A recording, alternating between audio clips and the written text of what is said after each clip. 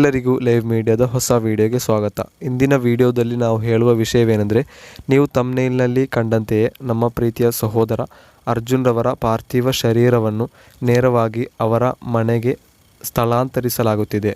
ಉತ್ತರ ಕನ್ನಡ ಜಿಲ್ಲೆಯ ಕಾರವಾರ ಎಂಬ ಪ್ರದೇಶದಲ್ಲಿರುವಂತಹ KIMS ಹಾಸ್ಪಿಟಲ್ನಿಂದ ambulance ಮುಖಾಂತರವಾಗಿದೆ ಅವರ ಮನೆಗೆ ಪಾರ್ಥಿವ ಶರೀರವನ್ನು ಸ್ಥಳಾಂತರಿಸುವುದು.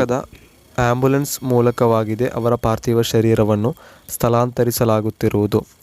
ಅವರ ಆಂಬ್ಯುಲೆನ್ಸ್ ಹಿಂದೆ ಮುಂದೆಗಡೆಯಾಗಿ ಕರ್ನಾಟಕದ ಪೊಲೀಸ್ ಪ್ರೊಟೆಕ್ಷನ್ ಇರುವುದಾಗಿ ಕರ್ನಾಟಕದ ಉತ್ತರ ಕನ್ನಡ ಜಿಲ್ಲೆಯ SP ರವರು ತಿಳಿಸಿದ್ದಾರೆ. ಹಾಗೆ ಹಲವಾರು ವಿಡಿಯೋಗಳು ಸೋಷಿಯಲ್ ಮೀಡಿಯಾಗಳಲ್ಲಿ ನಮಗೆ ಕಾಣುತ್ತಿದೆ. ಅವರ ಆಂಬ್ಯುಲೆನ್ಸ್ನ ಮುಂದೆ ಹಿಂದೆಗಡೆಯಾಗಿ ಹಲವಾರು ಪೊಲೀಸ್ ಪ್ರೊಟೆಕ್ಷನ್ಗಳು ಹಾಗೂ ಕಾರವಾರ ಉತ್ತರ ಕನ್ನಡ ಜಿಲ್ಲೆಯ MLA ಆದಂತಹ ಸತೀಶ್ ರವರು ಕೂಡ ಇದ್ದಾರೆ. ಈ ಕರ್ನಾಟಕದ ಪೊಲೀಸ್ ಪ್ರೊಟೆಕ್ಷನ್ ಕರ್ನಾಟಕ ಕೇರಳದ ಬಾರ್ಡರ್ ಆದಂತಹ ತಲಪ್ಪಾಡಿವರೆಗೆ ಉಂಟಾಗುವುದೆಂದು SP ರವರು ತಿಳಿಸಿದ್ದಾರೆ. ಅದರ ನಂತರ ಕೇರಳದ ಪೊಲೀಸರ ಪ್ರೊಟೆಕ್ಷನ್ ಉಂಟಾಗುವುದಾಗಿದೆ. ನಾಳೆ ಬೆಳಗ್ಗೆ 6 ಗಂಟೆಗೆ ಅವರ ಮನೆಗೆ ಪಾರ್ಥಿವ ಶರೀರವು ತಲುಪುವುದಾಗಿ ಕೇರಳದ ಮಂಜೇಶ್ವರ ಮಂಡಲದ MLA ಆದಂತಹ AKM ಅಶ್ರಫ್ ರವರು ತಿಳಿಸಿದ್ದಾರೆ. ಈ ವಿಡಿಯೋದಲ್ಲಿ ನಮಗೆ ಅರ್ಜುನ್ ರವರ ಮೃತದೇಹದಲ್ಲಿ ಎಲ್ಲ ಭಾಗಗಳು ಕೂಡ ಇರುವುದಾಗಿ ಕಾಣುತ್ತಿದೆ. ಆದರೆ ಮುಂದೆ ಅವರ ಲಾರಿಯಿಂದ ಅವರ ಶರೀರವನ್ನು ತೆಗೆಯುವಾಗ ಕೆಲವು ಚಿಕ್ಕ ಚಿಕ್ಕ ಭಾಗಗಳು ಮಾತ್ರವಾಗಿದೆ ನಮಗೆ ಕಂಡಿದ್ದು. ಆದರೆ ಎಲ್ಲ ಭಾಗಗಳು ಇದೆಯೇ ಎಂದು ನಮಗೆ ನಾಳೆ ಅವರ ಮನೆಗೆ ತಲುಪಿದಾಗ ಎಲ್ಲ ವಿವರಗಳು ಕೂಡ ಲಭಿಸಬಹುದು. ಪೂರ್ಣವಾಗಿ ಒಂದು ಮನುಷ್ಯನ ಶರೀರವು ನೀರಿನಡಿಯಲ್ಲಿ ಅಥವಾ ಮಣ್ಣಿನಡಿಯಲ್ಲಿ ಇದ್ದರೆ ಅವರ ಶರೀರವು ಬೇಗನೆ ಜೀರ್ಣವಾಗುವುದು, ಅದು ಸಾಮಾನ್ಯವಾಗಿ ನಡೆಯುವುದಾಗಿದೆ. ಆದರೆ ಅರ್ಜುನ್ ರವರ ಮೃತದೇಹವು ಜೀರ್ಣವಾಗಲಿಲ್ಲವೇ ಎಂಬ ಪ್ರಶ್ನೆಗಿರುವ ಉತ್ತರವು ನಮಗೆ ನಾಳೆ ಸಿಗುವುದಾಗಿದೆ. ಅರ್ಜುನ್ ರವರು ಆ ನೀರಿನಡಿಯಲ್ಲಿ ಸಿಲುಕಿ ಸರಿಸುಮಾರು 71 ದಿನಗಳ ನಂತರವಾಗಿದೆ ನಮಗೆ ಪತ್ತೆ ಹಚ್ಚಲು ಸಾಧ್ಯವಾದದ್ದು. ಸಿದ್ದರಾಮಯ್ಯರವರ ನೇತೃತ್ವದ ಕರ್ನಾಟಕದ ಸರ್ಕಾರವು ಅರ್ಜುನ್ ರವರ ಕುಟುಂಬಕ್ಕೆ 5 ಲಕ್ಷ ರೂಪಾಯಿಗಳನ್ನು ನೀಡುವುದಾಗಿ ಘೋಷಿಸಿದೆ. ಹಾಗೂ ಅರ್ಜುನ್ ರವರನ್ನು ಹುಡುಕಲು ಬೇಕಾಗಿರುವಂತಹ ಡ್ರೆಜ್ಜರನ್ನು ಕರ್ನಾಟಕದ ಮುಖ್ಯಮಂತ್ರಿಗಳಾದಂತಹ ಸಿದ್ದರಾಮಯ್ಯರವರೇ ಡ್ರೆಜ್ಜರ್ನ ಸೌಕರ್ಯಗಳನ್ನು ಒದಗಿಸಿ ಕೊಟ್ಟರು.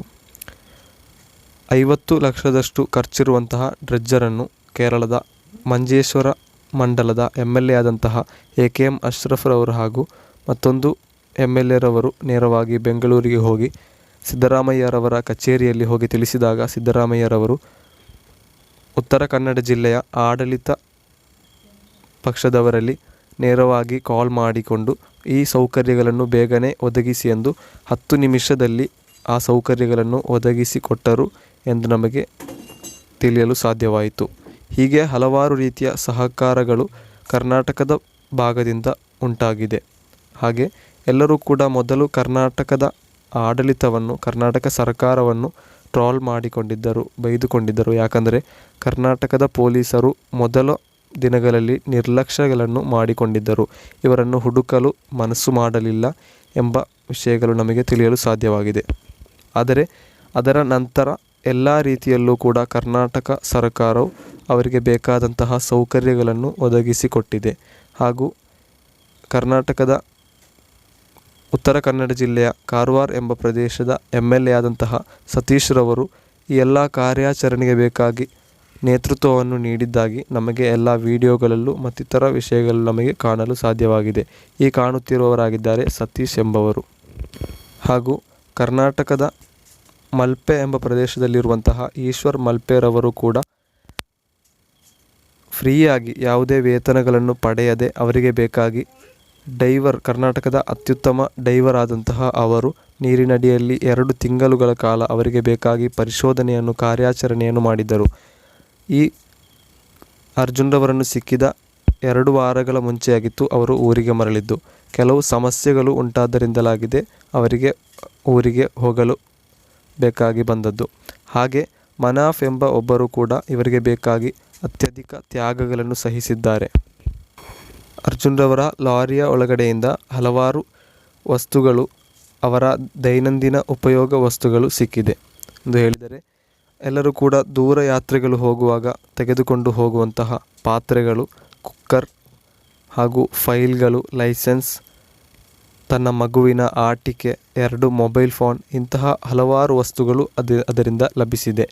ಹಾಗೂ ಅವರ ಚಪ್ಪಲಿಯೂ ಕೂಡ ಅದರಲ್ಲಿ ಇತ್ತು. ಈ ಕಾಣುತ್ತಿರುವುದು ಅರ್ಜುನ್ ರವರ ಮೊಬೈಲ್ ಫೋನ್ ಆಗಿದೆ. ಹಾಗೂ ಈಗ ಕಾಣುತ್ತಿರುವುದು ಅವರ ಮಗುವಿನ ಆಟದ ಸಾಮಾನಾಗಿದೆ. ಅವರು ಮಗುವಿನ ನೆನಪಿಗಾಗಿ ಆ ಲಾರಿಯ ಮುಂದೆ ಭಾಗದಲ್ಲಿ ಯಾವಾಗಲೂ ಕೂಡ ಅದನ್ನು ಇಟ್ಟಿದ್ದರು ಎಂದು ನಮಗೆ ತಿಳಿಯಲು ಸಾಧ್ಯವಾಯಿತು. ಕರ್ನಾಟಕದ ಆ್ಯಂಬುಲೆನ್ಸ್ ಮುಖಾಂತರವೇ ನೇರವಾಗಿ ಅವರ ಮನೆಗೆ ಕರೆದುಕೊಂಡು ಹೋಗುವುದು ಎಂದು ಪೊಲೀಸರು ಹೇಳಿದ್ದಾರೆ. ಹಾಗೆ ಕೇರಳದ ಕೋಳಿಕೋಡ್ ಜಿಲ್ಲೆಯಿಂದಲೂ ಕೂಡ ಅವರನ್ನು ಕರೆದುಕೊಂಡು ಹೋಗಲು ಬೇಕಾಗಿ ಆ್ಯಂಬುಲೆನ್ಸ್ಗಳು ಶಿರೂರ್ಗೆ ತಲುಪಿತ್ತು. ಆದರೆ ಕರ್ನಾಟಕದ ಸರ್ಕಾರದ ಖರ್ಚಿನಲ್ಲೇ ಅವರ ಮನೆಗೆ ಅವರ ಮೃತ ಶರೀರವನ್ನು ತಲುಪಿಸುವುದಾಗಿ ಹೇಳಿದೆ. ಇವರು ನಾಪತ್ತೆಯಾದಂತಹ ಆ ಮೊದಲ ದಿನಗಳಲ್ಲಿ ಅಂದರೆ ಜುಲೈ 26ರಂದು ಕರ್ನಾಟಕದ ಮುಖ್ಯಮಂತ್ರಿಗಳಾದಂತಹ ಸಿದ್ದರಾಮಯ್ಯರವರು, ಉಪಮುಖ್ಯಮಂತ್ರಿಗಳಾದಂತಹ DK ಶಿವಕುಮಾರ್ ರವರು ಹಾಗೂ JDS ಮುಖಂಡ HD ಕುಮಾರಸ್ವಾಮಿರವರು ಹೀಗೆ ಹಲವಾರು ರಾಜಕೀಯ ನಾಯಕರು ಅವರು ಬಿದ್ದಂತಹ ಆ ಸ್ಥಳಕ್ಕೆ ಭೇಟಿಯಾಗಿದ್ದರು ಮತ್ತು ಎಲ್ಲ ವಿಷಯಗಳನ್ನು ಅನ್ವೇಷಿಸಿದ್ದರು. ಅರ್ಜುನ್ ರವರ ಪಾರ್ಥಿವ ಶರೀರವು ಬರುವುದನ್ನು ತಿಳಿದು ಕೇರಳದ ಹಲವಾರು ಭಾಗಗಳಿಂದ ಅರ್ಜುನ್ ರವರನ್ನು ನೋಡಲು ಬೇಕಾಗಿ ಅವರ ಮನೆಗೆ ಜನರು ಬಂದು ಜಮಾಯಿಸಿದ್ದಾರೆ. ನಾಳೆ ಬೆಳಗ್ಗೆ 6 ಗಂಟೆಗೆ, ನಾಳೆ ಬೆಳಗ್ಗೆ ಎಂದು ಹೇಳಿದರೆ ಸೆಪ್ಟೆಂಬರ್ 28ರಂದು ಬೆಳಗ್ಗೆ 6 ಗಂಟೆಗೆ ಅವರ ಮನೆಗೆ ಪಾರ್ಥಿವ ಶರೀರವು ತಲುಪುವುದಾಗಿ ಪೊಲೀಸರು ಹೇಳಿದ್ದಾರೆ. ಅವರ ಮನೆಯ ಹಿಂದೆಗಡೆಯಲ್ಲೇ ಅವರ ಪಾರ್ಥಿವ ಶರೀರವನ್ನು ಸಂಸ್ಕಾರ ಮಾಡುವುದಾಗಿ ಅವರ ಕುಟುಂಬಸ್ಥರು ತಿಳಿಸಿದ್ದಾರೆ. ಅರ್ಜುನ್ ರವರಂತೆ ಇನ್ನೂ 2 ಶರೀರಗಳು ಆ ಗಂಗಾವಳಿ ನದಿಯಲ್ಲೇ ಬಾಕಿಯಾಗಿದೆ. ಆ 2 ಶರೀರದ ಇಬ್ಬರ ಮಕ್ಕಳು ಹಾಗೂ ಹೆಂಡತಿಯರು ಅಥವಾ ಕುಟುಂಬಸ್ಥರು ಅವರನ್ನು ಇನ್ನೂ ಕೂಡ ಕಾಯುತ್ತಿದ್ದಾರೆ. ಅವರಿಗೆ ಬೇಕಾಗಿರುವಂತಹ ಅನ್ವೇಷಣೆಗಳು, ಹುಡುಕಾಟಗಳು ಇನ್ನೂ ಕೂಡ ಅಲ್ಲಿ ಜೀವಂತವಾಗಬೇಕು ಎಂದು ನಮ್ಮ ಅಭಿಪ್ರಾಯ. ಅವರ ಪಾರ್ಥಿವ ಶರೀರವು ನೇರವಾಗಿ ಉತ್ತರ ಕನ್ನಡ ಜಿಲ್ಲೆಯಿಂದ ನ್ಯಾಷನಲ್ ಹೈವೇ ಮೂಲಕ ತಲಪ್ಪಾಡಿ, ಕರ್ನಾಟಕ ಕೇರಳದ ಬಾರ್ಡರ್ ಮೂಲಕ ನೇರವಾಗಿ ಕೋಳಿಕೋಡ್ಗೆ